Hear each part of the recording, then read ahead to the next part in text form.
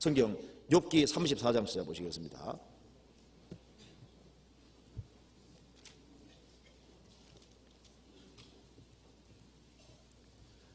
34장 10절입니다.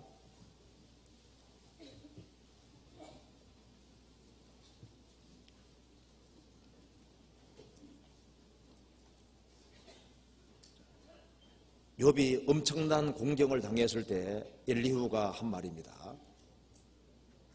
하나님 하시는 일이 모순처럼 보이고, 욥의 세 친구도 신앙인인데 하나님 하시는 일을 잘 이해를 못하고 욥 자신도 마찬가지였습니다. 그런데 엘리후는 이 입장을 취했습니다. 10절, 이 입장이 맞는 겁니다. 그러므로 너희 총명한 자들아, 내 말을 들어라. 하나님은 단정코 악을 행치 아니하시며 전능자는 단정코 불의를 행치 아니하시고 사람의 일을 따라 보응하사 각각 그 행위대로 얻게 하시나니 진실로 하나님은 악을 행치 아니하시며 전능자는 공의를 굽히지 아니하셨느니라. 누가 땅을 그에게 맡겼느냐? 누가 온 세계를 정하였느냐?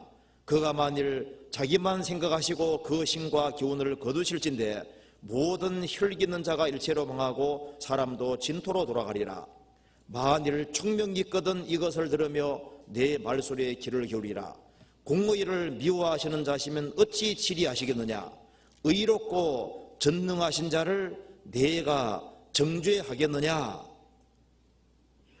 엘리후는 단호한 태도를 취했는데 이 태도가 참된 태도였습니다. 하나님은 단정코 악을 행하지 않으신다. 단정코 불의를 행치 않는다. 아주 단호한 태도를 취하고 있습니다. 시편 73편에 나와 있는 시편 기자도 처음에는 이런 입장을 고수하고 있다가 마음에 문제가 생긴 겁니다. 하나님은 참으로 이스라엘 중 마음이 정결한 자에게 선을 행하시나, 이 입장을 고수하고 있었는데 생을 살다 보니까 악인이 훨씬 더 잘 돼가고 자신은 매일 얻어서지는 겁니다. 그러니까 자신이 처음에 고수했던 것이 흔들리기 시작하는 거예요. 시편 73편 1절을 보시겠습니다.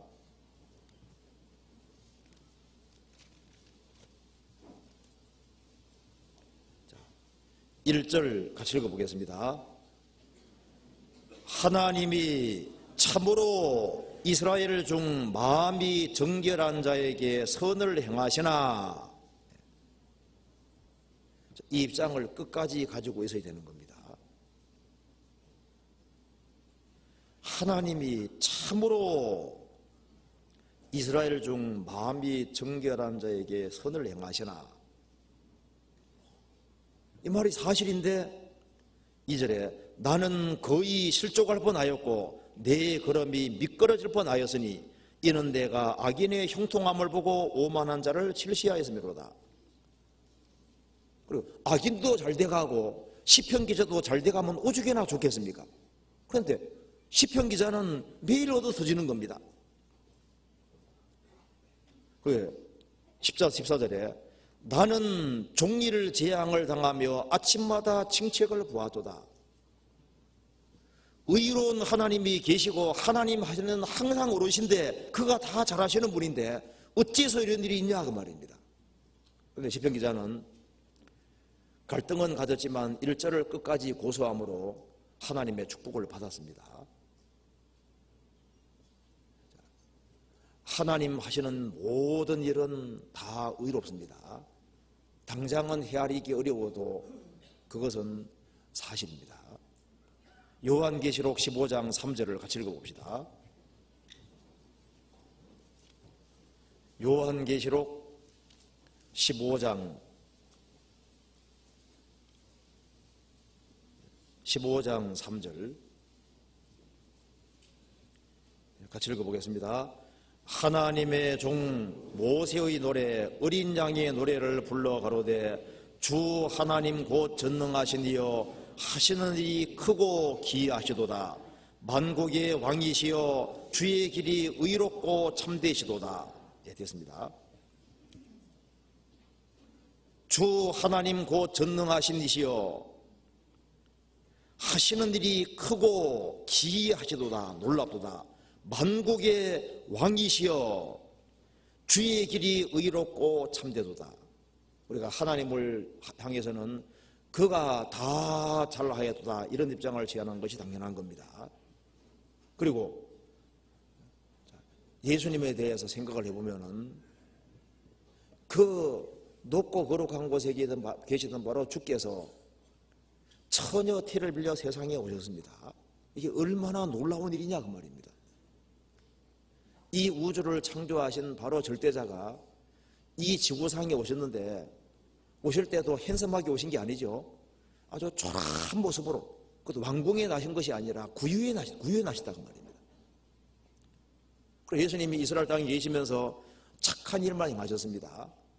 하나님이 나사렛 예수에게 성령과 능력을 기름 부어 하셨으며 저가 돌아다니시며 착한 일을 행하시고, 예수님은 공생의 당시에 착한 일만 행하셨습니다. 예수님께서 많은 기적과 능력을 행하셨죠. 그에게는 죄가 없습니다. 그런데 그 주께서 나 같은 사람을 위해서 대신 죽으셨다 그 말입니다. 그리고 내 죄를 영원히 처리하셨습니다. 그리고 예수님은 우리 대신 죽으시고 부활하심으로 우리를 의롭다고 하셨습니다. 우리 대신 찔리고 우리 대신 상하시고 우리 대신 고통받으시는데 누가 예수님에 대해서 잘못했다고 말할 수 있겠습니까? 그 예수님은 죽으시고 부활하셔서 지금도 우리를 위해서 기도하고 계십니다. 또 재림하실 때는 우리가 상상도 할 수 없는 그런 엄청난 은혜를 가지고 재림하십니다. 주님은 우리를 위해서 하셨고 모든 것은 우리를 위해서 행하신 겁니다. 이사야 그 9장 6절에 이는 한 아기가 우리에게 낳고 한 아들을 우리에게 주신 바 되었는데 그 어깨에는 정사를 메었고 그 이름은 기묘자라 모사라 전능하신 하나님이라 영존하시는 아버지라 평강의 왕이라 할 것입니다. 그것을 있잖아요. 구원 받을 때 그 말씀이 이해가 되는 거예요. 그분은 기묘자입니다. 구원 받으면은 예수님이 기묘자, 원더풀 아주 놀라운 분이 되잖아요. 구원받은 사람은 예수님이 놀라운 구세주라는 걸 알 수 있습니다. 성막 바깥은 흰색이고 그 윗 덮개는 물돼지 가죽으로 아주 우중충한데요. 겉은 볼품이 없는데 성막 속에 들어가면은 성막은 가장 값비싸고 휘황찬란한 건물입니다. 예수님 안에 들어가기 전까지는 몰랐는데 예수님 안에 들어가고 보니까 예수님이 가장 놀라운 분이라는 걸 깨닫게 되는 겁니다. 이 세상에서 주 예수 그리스도 같은 분은 없는 겁니다. 구원받은 사람에게 그 이름은 결국 우리를 위한 거예요. 구원받은 사람에게 예수님은 기묘자입니다. 놀라운 분입니다. 그분은 우리에게 모사, 지혜자가 되셨습니다. 우리 구세주가 되시고 우리가 인생 살아가는 가운데 헤맬 경우가 많잖아요. 그런데 그때마다 주님은 우리에게 지혜를 주셨습니다. 그분은 모사입니다. 그리고 인생 살아가면서 많은 슬픔과 어려움을 당합니다. 많은 고통을 받습니다. 그때 주님은 우리에게 전능하신 하나님으로 나타나셔서 우리 모든 문제를 극복하게 만들어 주시잖아요. 그분은 전능하신 하나님이십니다. 그리고 영존하시는 아버지입니다. 우리를 낳아주시고 우리를 길러주셨습니다. 구원받고 세월을 쭉 지내보면은 주님이 나를 지금까지 이렇게 이끌어 오셨고 이렇게 도와주셨구나. 영존하시는 아버지가 되십니다. 그분은 평강의 왕이시고 우리에게 평강을 주셨고 그리고 나중에 영원한 평강의 세계로까지 인도하시는 분입니다. 우리가 예수님에 대해서 곰곰이 생각해 보면은 그분은 다 잘하셔도다 이 고백을 할 수밖에 없는 겁니다. 그리고 성경과 관련해서 생각해 보면은 성경의 진술은 다 옳았다는 것을 결국은 깨닫게 됩니다. 그가 다 잘하여도다. 성경의 모든 진술은 다 옳았습니다. 이렇게 고백하게 되는 겁니다.